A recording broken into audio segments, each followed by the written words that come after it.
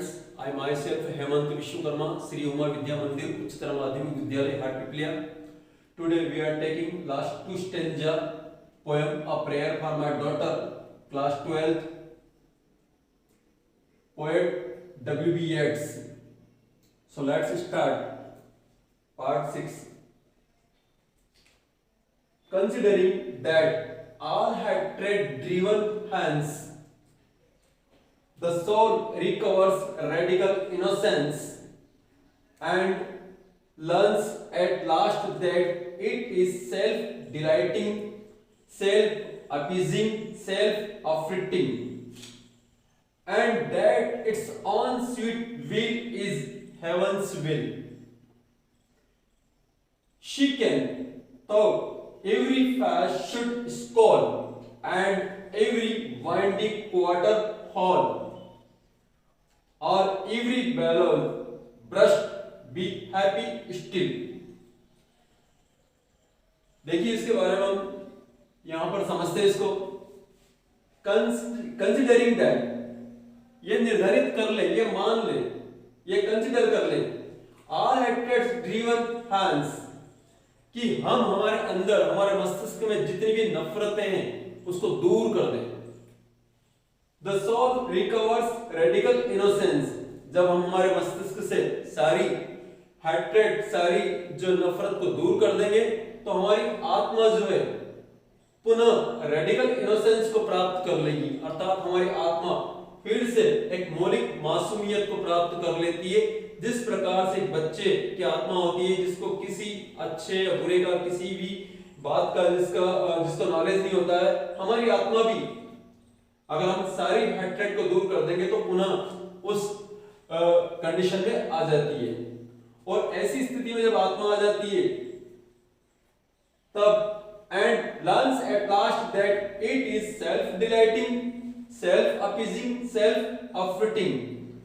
तब होता क्या है कि हम जब हमारी आत्मा रेडिकल इनोसेंस प्राप्त कर लेती है तो हमें स्वयं के आनंद की अनुभूति होती है, स्व शांति का अनुभव होता है और हमारी आत्मा में भी एक शांति का अनुभव होता है. And that its own sweet will is heaven's will, और इस प्रकार की आत्मा की जो इच्छा होती है, ऐसा माना जाता है कि वो ईश्वर की इच्छा के समान होती है. शी कैन, आगे पोएट कह रहे हैं, she can thought every fast should scold.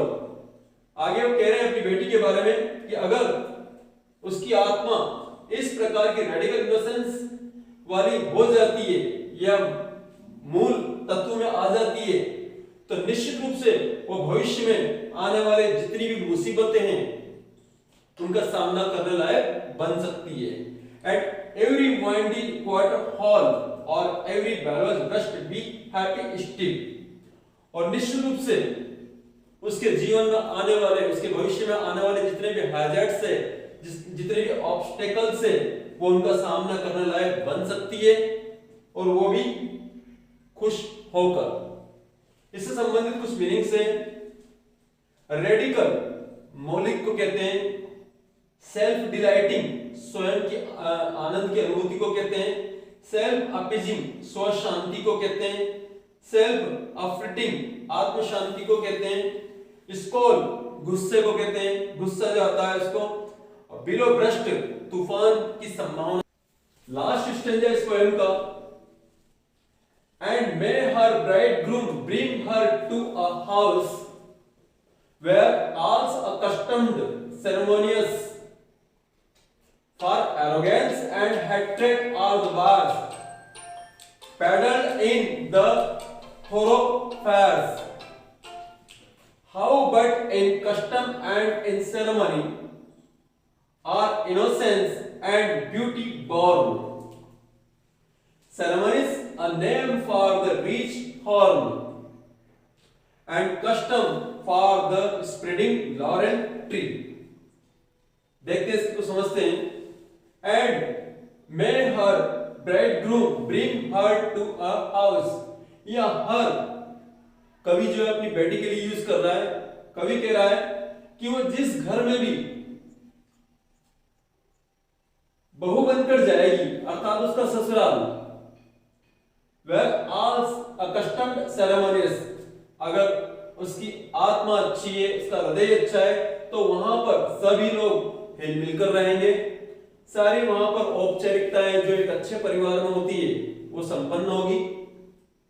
For arrogance and hatred are the words peddled in the thoroughfares. कवि आगे कह रहे हैं कि घमंड और नफरत दुनिया में आपको हर जगह देखने को मिल जाती है। आगे कवि और कह रहे हैं, how but in custom and in ceremony are innocence and beauty born.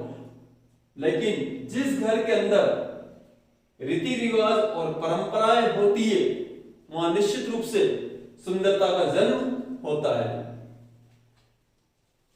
Ceremonies are name for the rich horn.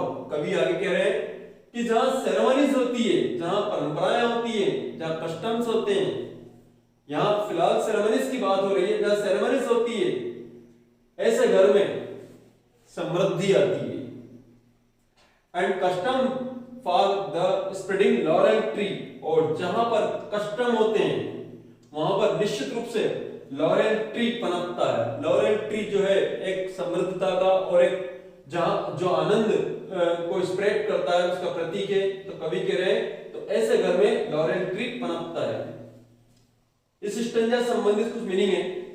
Accustom परिचित को कहते हैं, सेरेमोनियस औपचारिकता को कहते हैं, वास फूंक देना मतलब हवा में उड़ा देना या किसी चीज को वैसे ही हल्के से ले लेना। थोरोफायर्स मार्ग या रास्ते को कहते हैं। इस प्रकार से ये जो poem a prayer for my daughters के लास्ट 2 स्टेंजा हमने पार्ट 6 में देखे।